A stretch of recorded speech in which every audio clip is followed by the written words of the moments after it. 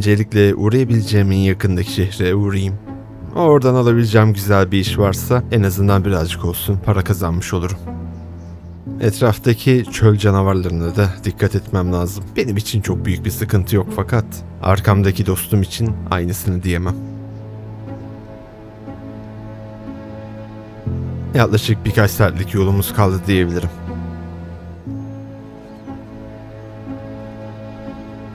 Bunca gündür yoldayım. Tatlısından bir boğazımı ıslatmadan olmaz. Beyaz Kaş diye birisinin üzerine ödül koymuşlar. Bataklığın o taraflarda. Yani oraya doğru gidersem denk gelirse ne güzel olur. Tüccarları ve gezginleri öldüren bir tane katil var. 10.000 ket. Hırsızlık ve cinayetten aranan Simeon var. Ufakta bir dipnot koymuşlar. Etrafında dolaşan silahlı askerler varmış. Yani çok da bir sıkıntı oluşturacağını düşünmüyorum onların. Çöl bölgesinde dolaşan bir tane ninja var. Bunun dışında en azından bu barda edinebileceğim başka da bir bilgi yok. Karnımı iyice doyurup boğazımı da ıslattıktan sonra yola çıkabilirim. Barda birazcık vakit geçirmiş olabilirim, evet. En iyisi geceyi burada geçireyim de sabah olunca yola çıkarım. Eğer ki başına ödülü konmuş kişileri başkaları avlarsa, yani avlayan kişilerin elinden almam da bir sıkıntı oluşturmaz diye düşünüyorum.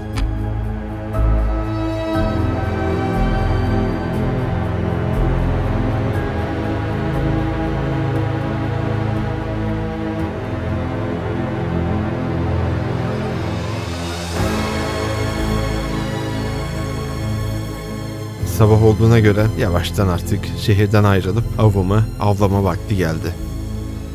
Bu ninjanın yerini bir yerlerden duymuştum. Bir oraya bakmak istiyorum öncesinde. Yanlış duymadıysam eğer bir binanın içinde dostlarıyla birlikte kalıyor. Taş ocağı ha? Buradakileri de özgürleştirmek için bir şeyler yapabilirim. Ama şimdilik bana ne? Bazı meşhur isimler var. Onlar ilgilensin. Dürüst olmak gerekirse bunlarla dövüşürken kaskımı bile takmaya gerek yok.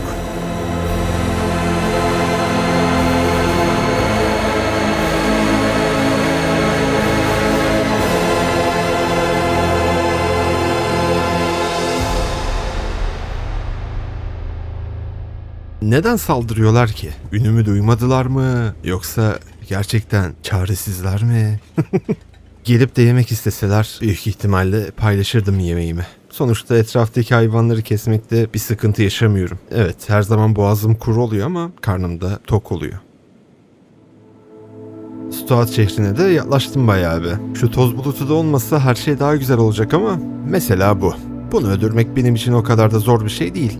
Çok fazla acıkmış olsam etinden bir parça yerdim büyük ihtimalle.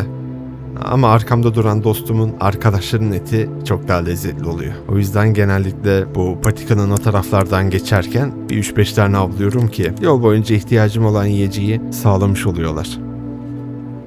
Karnımın doymasından ziyade benim üzerime giyebileceğim güzel zırhlara ihtiyacım var. Ve elimdeki bu parayla çok da bir şey satın alabileceğimi düşünmüyorum.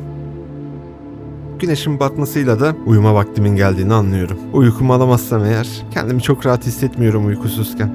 Tabii öncesinden şu böcekleri bir halledeyim de uykumun bölünmesini çok da istemem.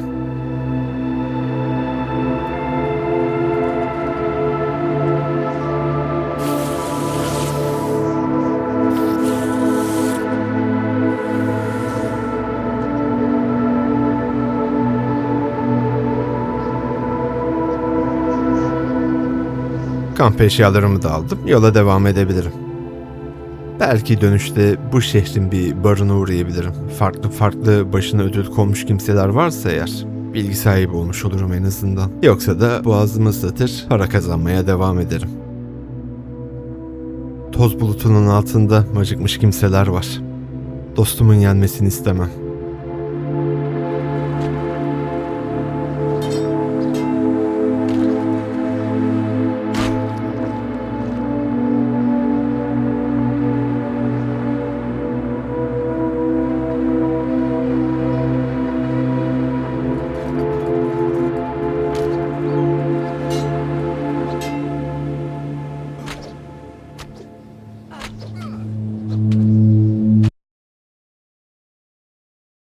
Öküze de saldırıyorlar da bu öküz de benle dolaşa dolaşa az darbe almadı. Şurada tek başımıza seyahat ediyoruz diye bizi hep güçsüz ve dayanıksız ve savunmasız zannediyorlar ama gerçek işte öyle değil.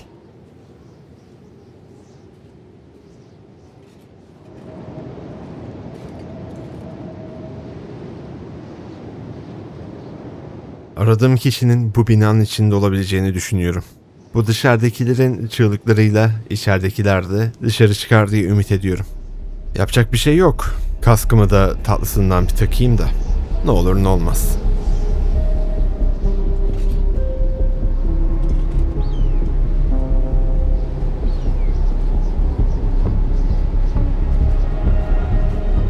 Aradığım kişi de tam karşımda. Zorluk çıkartmadan benimle geleceğini hiç düşünmüyorum.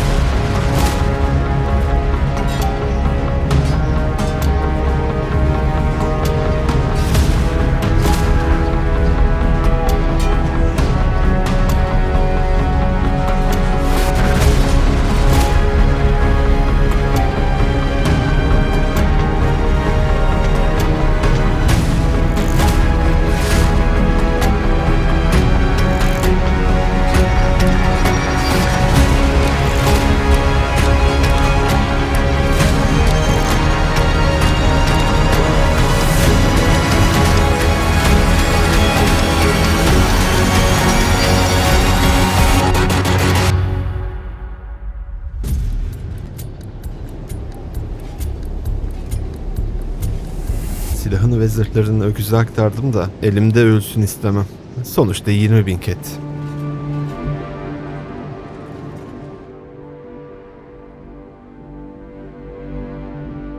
Stat şehrine de yakınlaştım.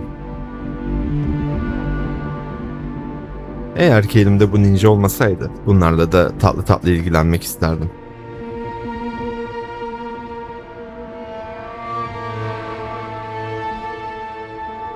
Fakat bu ninja ile savaşırken şunu fark ettim. Benim cidden güzel zırhlara ihtiyacım var. Hem fazlasıyla darbe aldım hem de bu kadar antrenmandan sonra daha hızlı bir şekilde hallederim diye düşünüyordum. Canlı canlı getirmemin de faydası oldu tabii. 20.000 ket cepte. Burada kıyafet satan birileri var. Belki zırh da satıyordur.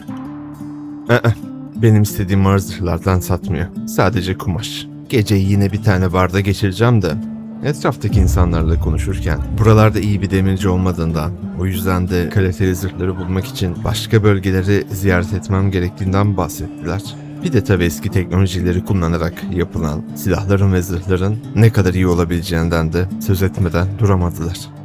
Harbiden ya, bu bilgileri en güzel aşağılık iskeletlerden öğrenebilirim aslında. Umarım ki yakaladığım iskelet Tin Fist olmaz. Onun hakkındaki dedikoduları barlarda fazlasıyla duydum. Çok da hoş olmaz. İskelet bulamazsam da eğer teknoloji avcılarıyla bir selamlaşmaya gidebilirim. En azından aradığım kalitede zırhları onlar belki biliyordur. Yerlerinde yanlış hatırlamıyorsam sanki yamyamların orada bulunan dünyanın sonu şehrindelerdi. Ne kadar saçma bir şehir ismi ya. Öyle dünyanın sonu diye bir şehir ismi mi olur ya? Fakat yolum fazlasıyla uzun. Şu önümdeki dağları aştıktan sonra onun arkasında kalan yerlerde bir yerlerde olması lazım. Zaten Kutsal Ulus topraklarına yakın. Mis gibi. Kutsal Ulus topraklarına uğramışken de Okran'a bir saygılarımı sunmaya gitmek isterim.